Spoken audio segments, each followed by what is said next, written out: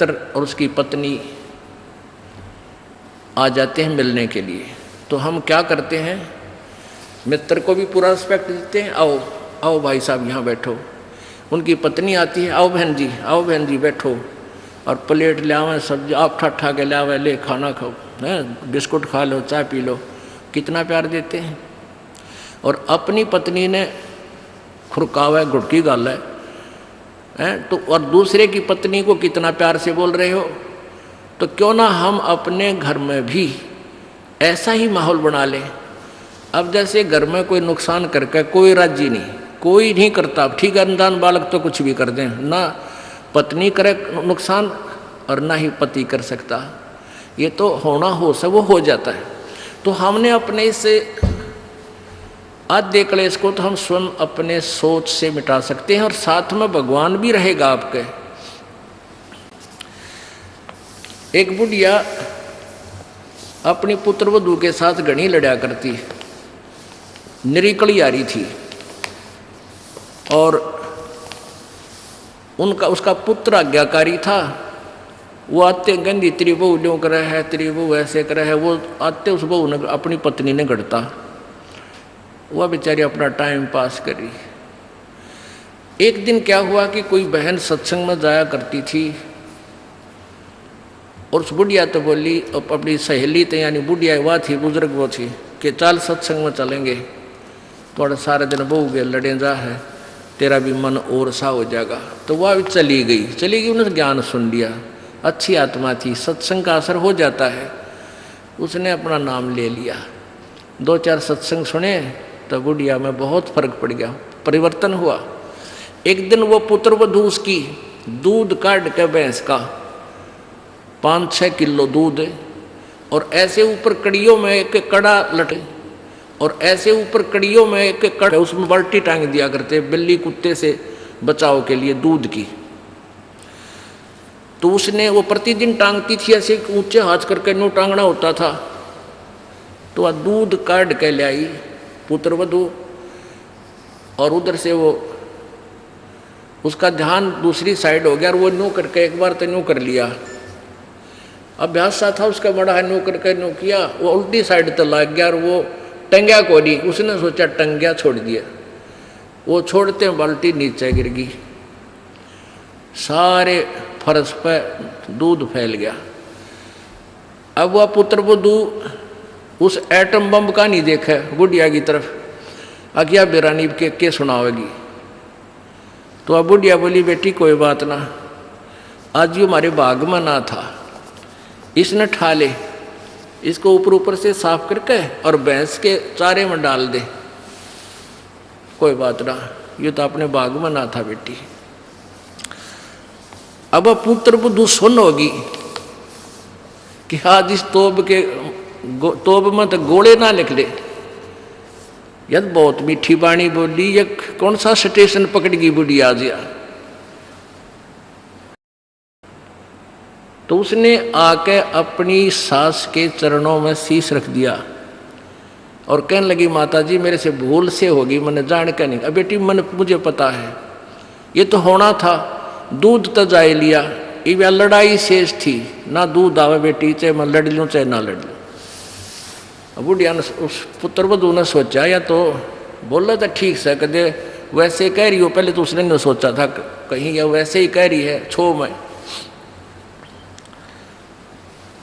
और फिर उसने नहीं सोचा भी पक्का मेरा बुढ़िया का जो पटेगा इसका बेटा आवेगा सामने।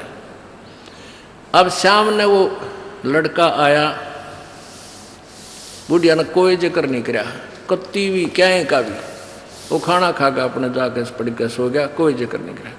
तो बहू का भी असर हो गया, उस बेटी का भी, अपनी माँ के खूब सेवा करे हैं, खूब लत्ते धोए, यानी पहले तो वो अकड़ी रही थी दोनों, दो बुढ़िया सुनावा, बहू ना बोला तो वो काली जरूर मारने थी, पोंगी तेरे पूड़े। तो ऐसे जो आधा दुखता हम आप पैदा कर ले, कोई भी हानि होनी से वह होगी, वह तो होने तरह ही वापस ना कोई करके राजी वैसे हो जाती है। तो फिर उस बात ने बतंगड़ बना लेंगे, यू काल बनवाता है। अभी 1-2 महीने पहले एक माई आई,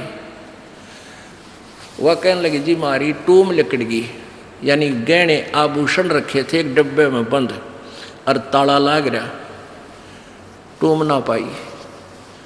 मैं बोला बहन बात सुन ले,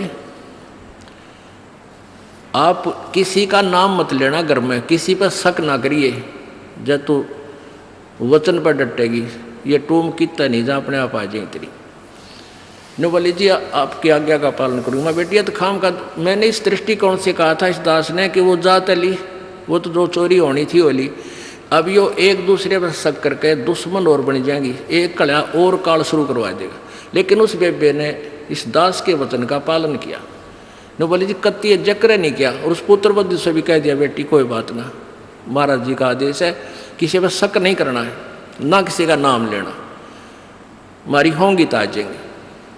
अब 2 महीने पहले 3 महीने पहले की बात थी। अब चौथा दिन 5वां दिन उस दिन आई वह पुत्र वधु और वह पत्नी वह बहन। न्यो बोली जी वह न्यो की न्यो पागी टूम 2 तालियां के भीतर, और इस बउआ का हाथ लगी या भाजी आई कि माँ देख टूम न्यो की न्यो दरी इसमें, और वही डब्बा न्यो का न्यो उन तालियां के भीतर है। कल बतावा रो में 4-5वां दिन आकर।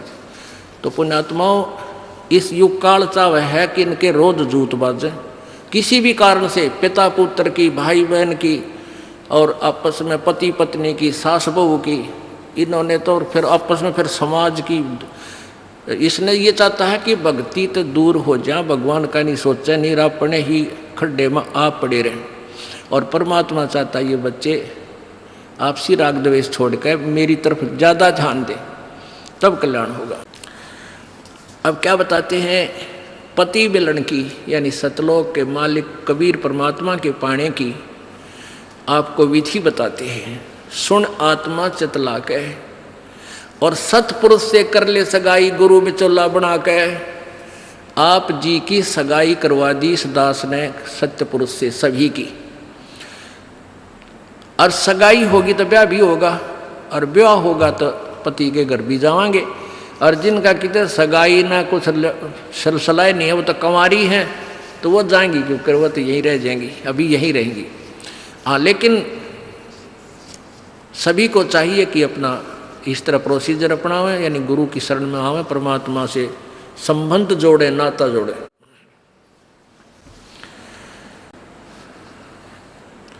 सतपुरुष से कर ले सगाई, गुरु बिचौला बना के। फिर सत्संग बान बैठिए लाडो, और दान की मेहंदी रचा के। जैसे बान बिठाया करते हैं, 5-6 दिन बिठाया करते, 6-7 दिन, तो परमात्मा कहते हैं वहाँ वो तेल चढ़वाणता है, वो बान नहीं, इस सत्संग रूपी बान में यहाँ बान बैठो, यहाँ आओ, ये राम नाम का तेल चढ़ावांगे आपके, और फिर आपका रंग रूप निकल जाएगा, यानी आपके अंदर परिवर्तन आएगा। तो क्या कहते हैं, सत्संग बान बैठिए लाडो, और दान की मेहंदी रचा के। ये लाल हाथ करने से कोई लाभ नहीं है, इन हाथों की मेहंदी दान है। 2 पैसे अपनी कमाई में 10वां अंश गुरु को दीजिए, और जीवन जन्म सफल कर लीजिए।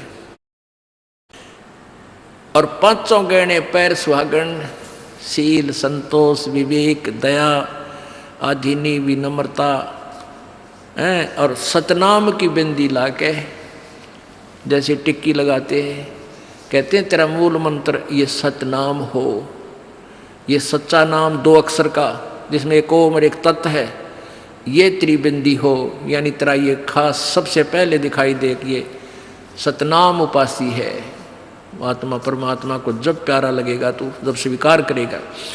और फिर क्या कहते हैं, प्रेम की लाली ला कै सुरता क्यों ना पति रिझावे है। ये लाल ओट करने से कोई लाभ नहीं है, ये तो मूर्खा के काम है। पहले कोई भी ऐसी क्रिया अच्छे घरों की बहन बेटियां नहीं करते थे।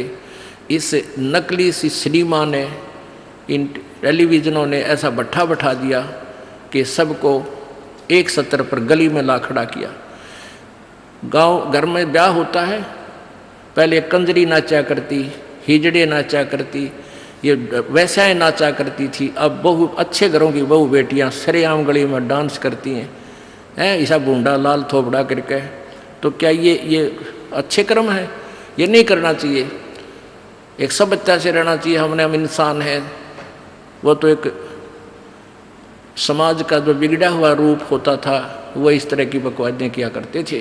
तो ज्ञानहीनता, मर्यादाहीनता, निर्लज्जता इतनी बढ़ गई समाज में, इसको भी अब सेट करना है।